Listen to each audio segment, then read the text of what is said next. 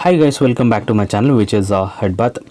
Guys, ಇವತ್ತಿನ ಒಂದು topic long term ಇನ್ವೆಸ್ಟ್ಮೆಂಟ್ಗೆ ಒಂದು ಸ್ಟಾಕ್ ಅಂದರೆ 10 ವರ್ಷದ ತನಕ ಇನ್ವೆಸ್ಟ್ಮೆಂಟ್ ಮಾಡ್ತಕ್ಕಂಥದ್ದು. ಹಾಗೆಯೇ ಈ ಕೆಲವರು ಹೆಂಗಿರ್ತಾರೆ ಅಂತ ಹೇಳಿದ್ರೆ, ನಾನು ಇನ್ವೆಸ್ಟ್ಮೆಂಟ್ ಮಾಡ್ತೀನಿ, ಇವಾಗ 10 ವರ್ಷದ ತನಕ ನಾನು ತೆಗೆದು ನೋಡಲ್ಲ.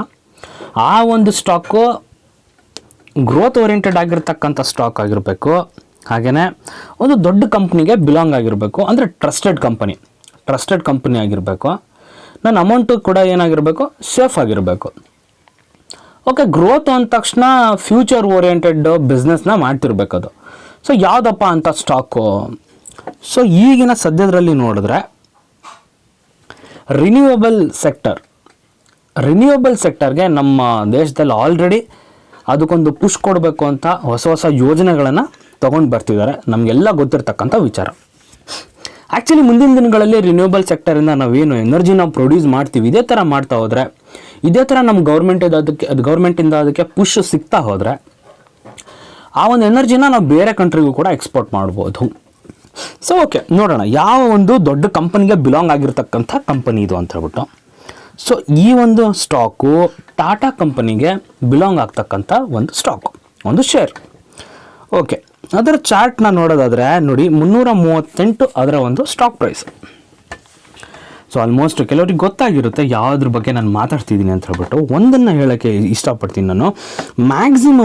ಮ್ಯಾಕ್ಸಿಮಮ್ ಚಾರ್ಟ್ ಪ್ಯಾಟರ್ನಲ್ಲಿ, ಅಂದರೆ ಈ ಒಂದು ಸ್ಟಾಕ್ ಮಾರ್ಕೆಟಲ್ಲಿ ಲಿಸ್ಟ್ ಆದವಾಗಿಂದ ಇದು ಕೊಟ್ಟಿರ್ತಕ್ಕಂಥ ರೇಟನ್ನು 3223 ಕೊಟ್ಟಿರ್ತಕ್ಕಂಥ ರೇಟನ್ನು 3223. ಬಟ್ ಏನು ಈ ಚಾರ್ಟನ್ನು ನೋಡ್ತಾ ಇದ್ದೀರಾ ನೀವು, ಚಾರ್ಟಲ್ಲಿ ನೋಡಿ ಆಲ್ಮೋಸ್ಟ್ ಫ್ಲ್ಯಾಟ್, ಇಲ್ಲೂ ಕೂಡ ಫ್ಲ್ಯಾಟ್, ಇಲ್ಲೇ ಒಂದು ಲೈಟಾಗಿ ಒಂದು ಜಂಪ್ ಬಂತು.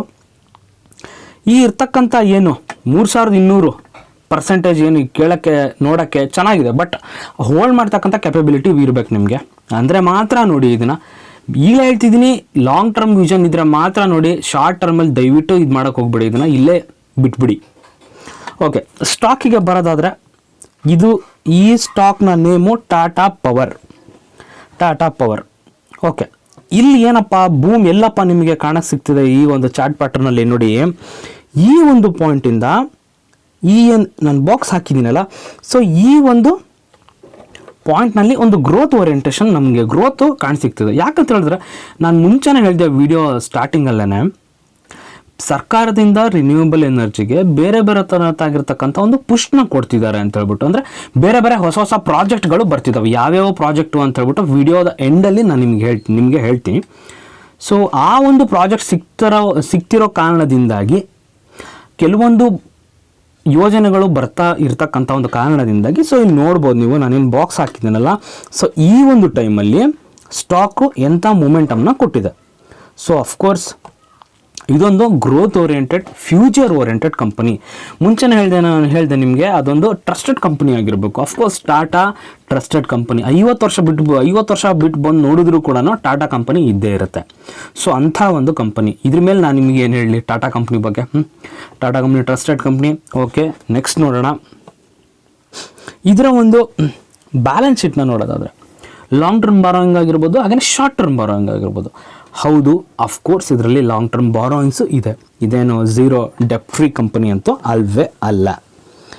ಸೊ ಹಾಗೆಯೇ ನೆಕ್ಸ್ಟ್ ನೋಡೋದಾದರೆ ನೋಡಿ, ಇಲ್ಲಿ ಲಾಂಗ್ ಟರ್ಮ್ ಬಾರೋಯಿಂಗ್ ನೋಡಿರಿ 11,272 ಕೋಟಿಯ ಒಂದು ಲಾಂಗ್ ಟರ್ಮ್ ಬಾರೋಯಿಂಗ್ ಇದೆ. ಹಾಗೆಯೇ ಶಾರ್ಟ್ ಟರ್ಮ್ ಬಾರೋಯಿಂಗ್ನ ನೋಡಿದರೆ 10,593 ಕೋಟಿ ಇರತಕ್ಕಂಥ ಒಂದು ಶಾರ್ಟ್ ಟರ್ಮ್ ಬಾರೋಯಿಂಗ್ಗೆ. ಹೋಗ್ತಾ ದಿನಗಳಲ್ಲಿ, ಮುಂದಿನ ದಿನಗಳಲ್ಲಿ, ಬರ್ತಕ್ಕಂಥ ವರ್ಷಗಳಲ್ಲಿ ರಿನ್ಯೂವಬಲ್ ಎನರ್ಜಿಗೆ ಪುಷ್ ಕೊಡ್ತಾರೆ, ಒಂದು ಬೂಮ್ ಸಿಗುತ್ತೆ. ಸೊ ಹೋಗ್ತಾ ದಿನಗಳಲ್ಲಿ ಏನಾಗುತ್ತೆ, ಈ ಡೆಪ್ಟು ಕಮ್ಮಿ ಆಗ್ತಾ ಹೋಗುತ್ತೆ.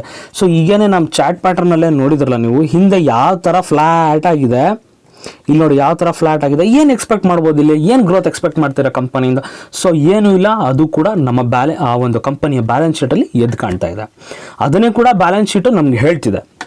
ಸೊ ಇಲ್ಲಿ ನೋಡ್ಬೋದು, ನಾನು ಮುಂಚೆನೇ ಹೇಳಿದೆ, ಸರ್ಕಾರದಿಂದ ಬೇರೆ ಥರನಾಗಿರ್ತಕ್ಕಂಥ ಒಂದು ಯೋಜನೆಗಳು ಬರ್ತಿರ್ತವೆ, ಪ್ರಾಜೆಕ್ಟ್ಗಳು ಸಿಗ್ತಿರುತ್ತೆ. ಆ ಕಾರಣದಿಂದಾಗಿ ಏನಾಗಿರುತ್ತೆ, ಪುಷ್ ಸಿಕ್ಕಿರುತ್ತೆ. ಸೊ ಮಾರ್ಕೆಟಲ್ಲಿ ಅಫ್ಕೋರ್ಸ್ ಸ್ಟಾಕು ಮೂಮೆಂಟಮ್ನ ಕೊಟ್ಟಿರುತ್ತೆ. ಸೊ ಆ ಮೂಮೆಂಟಮ್ನ ಹಿಡಿಬೇಕು ನಾವು. ಬಿಸ್ನೆಸ್ ಗೊತ್ತಿದೆಯಾ ಅಂದರೆ ಮಾತ್ರ ಎಂಟರ್ ಆಗಿ. ಸೊ ಓಕೆ, ಸ್ಟಾಕಿಗೆ ಬರೋದಾದರೆ, ಈ ಸ್ಟಾಕಲ್ಲಿ ಮೇಯ್ನಾಗಿ ರಿನ್ಯೂವಬಲ್ ಎನರ್ಜಿನಲ್ಲಿ ಕೆಲಸ ಮಾಡ್ತಕ್ಕಂಥ ಸ್ಟಾಕ್. ಇವ್ರಿಗೆ ಇರ್ತಕ್ಕಂಥ ಏನಪ್ಪ ಪ್ರಾಜೆಕ್ಟ್ಗಳು, ಅಪ್ಕಮಿಂಗ್ ಪ್ರಾಜೆಕ್ಟ್ಸು, ಹಾಗೆ ಮುಂದೆ ಇರ್ತಕ್ಕಂಥ ಒಂದು ದೊಡ್ಡ ದೊಡ್ಡ ಟಾಸ್ಕ್ಗಳು ಅಂತ ಹೇಳಿದ್ರೆ ಚಾರ್ಜಿಂಗ್ ಸ್ಟೇಷನ್ಸು. ಯಾವ ಚಾರ್ಜಿಂಗ್ ಸ್ಟೇಷನ್ಸು? ಎಲೆಕ್ಟ್ರಿಕ್ ವೆಹಿಕಲ್ನ ಚಾರ್ಜ್ ಮಾಡ್ತಕ್ಕಂಥ ಸ್ಟೇಷನ್ಸು. ಅಂದರೆ ಫಾರ್ ಎಕ್ಸಾಂಪಲ್, ಇವಾಗ ನಮಗೆ ಡೀಸೆಲ್ ಪೆಟ್ರೋಲ್ ಕಾರ್ಗಳನ್ನು ನಾವು ತೊಗೊಂಡೋಗ್ತೀವಿ, ಹೊರಗಡೆ ಕಾರ್ ತೊಗೊಂಡೋಗ್ತೀವಿ, ಪೆಟ್ರೋಲ್ ಬಂಕ್ಗಳಿರ್ತವೆ. ಸೊ ಆ ಬಂಕ್ಗಳನ್ನ ನಾವೇನು ಮಾಡ್ಕೋತೀವಿ, ಫ್ಯೂಯಲ್ನ ಹಾಕ್ಸ್ಕೋತೀವಿ, ಅಂದರೆ ಪೆಟ್ರೋಲ್ನ ಹಾಕ್ಸ್ಕೊತೀವಿ, ಸೊ ಮುಂದೆ ಹೋಗ್ತೀವಿ. ಸೊ ಅದೇ ಥರನಾಗಿ ಎಲೆಕ್ಟ್ರಿಕ್ ವೆಹಿಕಲ್ ಚಾರ್ಜಿಂಗ್ ಪಾಯಿಂಟ್, ಒಂದು ಕಡೆ ನೀವು 500 ಕಿಲೋಮೀಟರ್ಸ್ನ ಟ್ರಾವೆಲ್ ಮಾಡಿರ್ತೀರ. ಸೊ ನಿಮ್ಗೆ ಅಲ್ಲೆಲ್ಲ ಒಂದು ಹತ್ತಿರದಲ್ಲಿ ಯಾವುದೋ ಒಂದು ಚಾರ್ಜಿಂಗ್ ಸ್ಟೇಷನ್ ಸಿಗುತ್ತೆ. ಸೊ ಅಲ್ಲಿ ಹೋಗೋದು, ಏನು ಅಮೌಂಟ್ ಇರುತ್ತೆ ಪೇ ಮಾಡೋದು, ಗಾಡಿನ ಚಾರ್ಜ್ ಮಾಡ್ಕೊಳ್ಳೋದು, ಹಾಗೆಯೇ ನಿಮ್ಮ ಮುಂದಿನ ಜರ್ನಿಯನ್ನು ಮುಂದುವರಿಸೋದು. ಸೊ ಆ ಒಂದು ಚಾರ್ಜಿಂಗ್ ಸ್ಟೇಷನನ್ನು ಇವರು ಫಾರ್ಮ್ ಮಾಡಬೇಕು, ಚಾರ್ಜಿಂಗ್ ಸ್ಟೇಷನನ್ನು ಇನ್ಸ್ಟಾಲ್ಮೆಂಟ್ಸ್ ಮಾಡಬೇಕು ಇವರು. ಸೊ ಅದೊಂದು ಟಾಸ್ಕು. ಹಾಗೆಯೇ ರೂಫ್ ಸೋಲಾರ್ನ ಇನ್ಸ್ಟಾಲ್ ಮಾಡ್ತಕ್ಕಂಥದ್ದು ಕೂಡ ಇವರ ಒಂದು ಮುಂದೆ ಇರ್ತಕ್ಕಂಥ ಒಂದು ಟಾಸ್ಕು. ಅಂದರೆ ಇವರು ಮುಂದೆ ಇರ್ತಕ್ಕಂಥ ಅಪ್ಕಮಿಂಗ್ ಪ್ರಾಜೆಕ್ಟ್ಗಳು. ಸೊ ನಾನೇನು ಹೇಳಿದೆ, ಸೊ ಪ್ರಾಜೆಕ್ಟ್ ಸಿಕ್ತು ಅಂದರೆ ಸ್ಟಾಕ್ ಮೊಮೆಂಟಮ್ ಆಗುತ್ತೆ. ಇದೊಂದು ಗ್ರೋತ್ ಓರಿಯೆಂಟೆಡ್ ಸೆಕ್ಟರು. ಸೊ ಈವರೆಗೂ ಯಾವ ಕಂಪ್ನಿಗಳು ಕೂಡ ಇದನ್ನು ಮಾಡಿಲ್ಲ. ಸೊ ಅಂಥ ಒಂದು ಪ್ರಾಜೆಕ್ಟ್ಗಳು ಸಿಕ್ಕಿದೆ. ಇನ್ನೊಂದು ತುಂಬ ಇಂಟ್ರೆಸ್ಟಿಂಗ್ ಪ್ರಾಜೆಕ್ಟ್ ಅಂತ ಹೇಳಿದ್ರೆ ಎಲೆಕ್ಟ್ರಿಫಿಕೇಷನ್. ಸೊ ಈ ಇಮೇಜಲ್ಲಿ ನೋಡ್ಬೋದು ನೀವು, ಏನಪ್ಪ ಇದು ಈ ಥರ ಇದೆ ಅಂತ ಅನ್ಕೋಬೋದು. ಆ್ಯಕ್ಚುಲಿ ಇದು ಇಂಡಿಯಾದಲ್ಲಿ ಇಲ್ಲ, ಇದು ಈ ಥರದ್ದು. ನೋಡಿರಿ, ಟ್ರೈನಲ್ಲಿ ನಾವು ರೈಲ್ವೆ ಸ್ಟೇಷನ್ಗಳಲ್ಲಿ ನೋಡಿರ್ತೀವಿ, ಮೇಲ್ಗಡೆ ಒಂದು ಈ ಥರ ಲೈನ್ ಹೋಗಿರುತ್ತೆ. ಈ ಥರ ಈ ರೋಡ್ ಇದೆ ನೋಡ್ರಿ, ಇಲ್ಲೊಂದು ಎಲೆಕ್ಟ್ರಿಕ್ ಲೈನ್ ಹೋಗಿರುತ್ತೆ, ಕೆಳಗಡೆ ಟ್ರ್ಯಾಕ್ ಇರುತ್ತೆ ಈ ಥರ. ಸೊ ಇದ್ರ ಮೇಲೆ ಟ್ರೈನ್ ಓಡಾಡ್ತಿರುತ್ತೆ, ಮೇಲ್ಗಡೆ ಈ ಥರ ಒಂದು ಇಲ್ಲೇನಿದೆ ನೋಡ್ರಿ, ಇದ್ರ ಮುಖಾಂತರ ಟ್ರೈನ್ ಹೋಗ್ತಾ ಇರುತ್ತೆ. ಸೊ ಅದು ಎಲೆಕ್ಟ್ರಿಫಿಕೇಷನ್ ಏನೋ ಒಂದಿರುತ್ತೆ. ಸೊ ಅದೇ ಥರ ಅದೇ ಕಾನ್ಸೆಪ್ಟು ಹೆವಿ ವೆಹಿಕಲ್ಸ್ಗಳಲ್ಲಿ, ಅಂದರೆ ಹೆವಿ ವೆಹಿಕಲ್ಸ್ ನಥಿಂಗ್ ಬಟ್ ಟ್ರಕ್ಗಳಲ್ಲಿ. ಸೊ ಈ ಒಂದು ಪ್ರಾಜೆಕ್ಟ್ನ ಇನ್ಸ್ಟಾಲ್ ಮಾಡ್ತಾರಂತೆ, ಎಲೆಕ್ಟ್ರಿಫಿಕೇಷನ್. ಸೊ ಆ ಪ್ರಾಜೆಕ್ಟು ನಿತಿನ್ ಗಡ್ಕರಿ ಅವರು ಹೇಳೋ ಪ್ರಕಾರ 1.5 ಲಕ್ಷ ಕೋಟಿಯ ಒಂದು ಪ್ರಾಜೆಕ್ಟ್ ಇದು. ಅಫ್ಕೋರ್ಸ್ ಟಾಟಾದವ್ರ ಹತ್ರನೂ ದುಡ್ಡಿರಬೇಕು ಆ ಒಂದು ಪ್ರಾಜೆಕ್ಟ್ನ ಪರ್ಚೇಸ್ ಮಾಡೋಕ್ಕೆ. ಓಕೆ, ಮುಂದಿನ ದಿನಗಳೆಲ್ಲ ಅದು ಇವರೇ ಆಲ್ಮೋಸ್ಟ್ ಇವರೇ ತಗೋತಾರೆ, ಇವರಿಗೆ ಸಿಗ್ತಕ್ಕಂಥ ಒಂದು ಪ್ರಾಜೆಕ್ಟ್ ಅದು. ಸೊ ಈ ಒಂದು ಕೂಡ ಪ್ರಾಜೆಕ್ಟು ಇವರ ಮುಂದ್ಗಡೆ ಇದೆ, ಸೊ ಬರುತ್ತೆ. ಸೊ ಅದಕ್ಕೋಸ್ಕರನೇ ಹೇಳ್ತಿರೋದು, ಇವಾಗಲೇ ಎಂಟರ್ ಆದರೆ ಏನಪ್ಪ, ಇಂಥ ಟೈಮಲ್ಲಿ ನಾವು ಎಂಟರ್ ಆಗಬೇಕು ಸ್ಟಾಕಲ್ಲಿ. ಸೊ ಏನೇನು ಪ್ರಾಜೆಕ್ಟ್ ಇದೆ, ಏನೇನು ಸಿಗುತ್ತೆ, ಸೊ ಅದರ ಪ್ರಾಸ್ ಆ್ಯಂಡ್ ಕಾನ್ಸನ್ನು ನೋಡ್ಬಿಟ್ಟು ಎಂಟರ್ ಆಗಬೇಕು. ಅದು ಬಿಟ್ಬಿಟ್ಟು ಆಲ್ರೆಡಿ ಬೂಮ್ ಆಗಿರುತ್ತೆ, ಹೋಗ್ಬಿಟ್ಟಿರುತ್ತೆ, ಸ್ಟೇಷನ್ನಿಂದ ಟ್ರೈನ್ ಬಿಟ್ಟೋಗಿರುತ್ತೆ, ಆದಮೇಲೆ ನಾನು ಆ ಟ್ರೈನನ್ನು ಹಿಡಿಯೋಕ್ಕೋಸ್ಕರ ಅದೇ ಟ್ರ್ಯಾಕಲ್ಲಿ ಓಡೋದು. ಎಲ್ಲಿ ಸಿಗುತ್ತೆ ಟ್ರೈನು? ಓಡೋಗಿರೋ ಟ್ರೈನು, ಹೋಗಿರೋ ಟ್ರೈನು ಸಿಗಲ್ಲ. So we have to wait for on another train on the same station. So ಆಗಲ್ಲ, ಅದು ಸಿಗಲ್ಲ.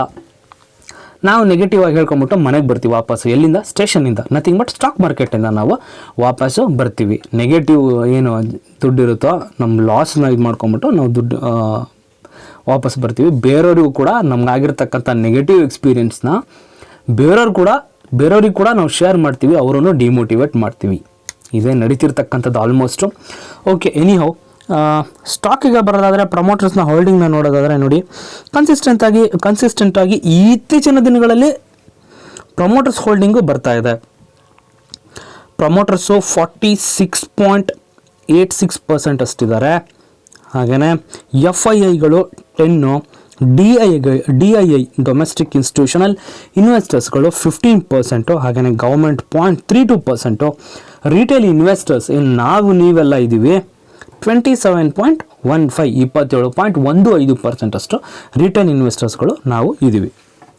ಓಕೆ, ಓವರಾಲ್ ಆಗಿ ನೋಡೋದಾದರೆ ಒಂದು ಕನ್ಕ್ಲೂಷನಲ್ಲಿ ಹೇಳೋದಾದರೆ, ನೀವು ಕೂಡ ಸ್ಟಡಿ ಮಾಡಿ. 1 ವರ್ಷ ನಡೆಯಲ್ಲ ಸ್ಟಾಕು, 1.5 ವರ್ಷ ನಡೆಯಲ್ಲ, ಕೆಲವೊಂದು ಸಲ 2 ವರ್ಷವೂ ನಡೆಯಲ್ಲ. ಈ ಒಂದು ಪರ್ಟಿಕ್ಯುಲರ್ ಸ್ಟಾಕು ಕೊನೆಯ ಒಂದು 2 ವರ್ಷದಲ್ಲಿ ಆ ಒಂದು ರಿಟರ್ನನ್ನು ಕೊಟ್ಟಿದೆ. ಸೊ ಆ ಚಾರ್ಟ್ ಪ್ಯಾಟರ್ನಲ್ಲಿ ನಾನು ಈ ಮುಂಚೆನೇ ಸ್ಟಾರ್ಟಿಂಗಲ್ಲಿ ತೋರಿಸಿದೆ ನಿಮಗೆ. ಈ ಒಂದು ಕೊನೆಯ 2 ವರ್ಷದಲ್ಲಿ ಸ್ಟಾಕು ಮೊಮೆಂಟಮನ್ನು ಕೊಟ್ಟಿರ್ತಕ್ಕಂಥದ್ದು. ಅಂತ ಹೇಳಿದ್ರೆ ಮುಂಚೆ ಏನು 4-5 ವರ್ಷ ಹೋಲ್ಡ್ ಮಾಡಿರ್ತಾರಲ್ಲ, ಅವರು ಈ ಒಂದು ಪ್ರಾಫಿಟ್ನ ಅನುಭವಿಸ್ತಿರ್ತಾರೆ, ಎಂಜಾಯ್ ಮಾಡ್ತಿರ್ತಾರೆ. ಅಂದರೆ ಏನಪ್ಪ, 1.5 ವರ್ಷ 2 ವರ್ಷ ತನಕ ಸ್ಟಾಕ್ ಏನು ಮೊಮೆಂಟಮ್ ಆಗಲ್ಲ, ನಾವೇನು ಮಾಡಿಬಿಡ್ತೀವಿ, ಸ್ಟಾಕಲ್ಲಿ ಏನು ಮೊಮೆಂಟಮ್ ಇಲ್ಲ, ಸೆಲ್ ಮಾಡಿಬಿಡೋಣ, ಎಷ್ಟು ಬರುತ್ತೋ ಅಷ್ಟು ದುಡ್ಡು ತಗೊಂಬಿಡೋಣ, ಅಟ್ಲೀಸ್ಟ್ ನಮ್ಮ ದುಡ್ಡಾದರೂ ಬರ್ತಿದೆಯಲ್ಲ, ಈ ಸ್ಟಾಕ್ ಯಾವಾಗ ಹೋಗುತ್ತೋ ಏನೋ ತಗೊಬಿಡೋಣ, ಈ ಥರ ನೆಗೆಟಿವ್ ಥಾಟ್ನ ಇದು ಮಾಡಿಬಿಟ್ಟು ದಯವಿಟ್ಟು ಬರೋಕ್ಕೆ ಹೋಗ್ಬಿಡಿ. ಆ ಥರ ಫಸ್ಟು ಬಿಸ್ನೆಸ್ನ ಅರ್ಥ ಮಾಡ್ಕೊಳ್ಳಿ. ಸ್ಟಾಕ್ ಶೇರ್ ಯಾವ ಸೆಕ್ಟರಲ್ಲಿ ಬರುತ್ತೆ, ಏನು ಬಿಸ್ನೆಸ್ ಮಾಡ್ತಿದೆ, ಅಪ್ಕಮಿಂಗ್ ಪ್ರಾಜೆಕ್ಟ್ಸ್ ಏನು, ಗೌರ್ಮೆಂಟಿಂದ ಅದಕ್ಕೆ ಏನಾದ್ರು ಬೇರೆ ಪುಷ್ಗಳು ಏನಾದರೂ ಸಿಗ್ತಿದ್ದಾವ, ಅದನ್ನು ಯೋಚನೆ ಮಾಡಿ. ಗೂಗಲಲ್ಲಿ ಎಲ್ಲದೂ ಸಿಗುತ್ತೆ. ಸುಮ್ಮನೆ ಒಂದು ರಿಸರ್ಚನ್ನು ಮಾಡಿ ನಿಮ್ಮದೇ ಆಗಿರ್ತಕ್ಕಂಥ ಒಂದು ನಿಮಗೇನೆ ಗೊತ್ತಾಗುತ್ತೆ. Okay, I hope guys video ಇಷ್ಟ ಆಯಿತು ಅನ್ಕೋತೀನಿ. ವಿಡಿಯೋ ಇಷ್ಟ ಆದರೆ ಒಂದೇ ಒಂದು ಲೈಕ್ ಕೊಡಿ. ಹಾಗೆಯೇ ನನ್ನ ಚಾನಲ್ನ ಸಬ್ಸ್ಕ್ರೈಬ್ ಮಾಡ್ಕೊಂಡಿಲ್ಲ ಅಂದರೆ ಸಬ್ಸ್ಕ್ರೈಬ್ ಮಾಡಿಕೊಳ್ಳಿ ಗೈಸ್. Thank you.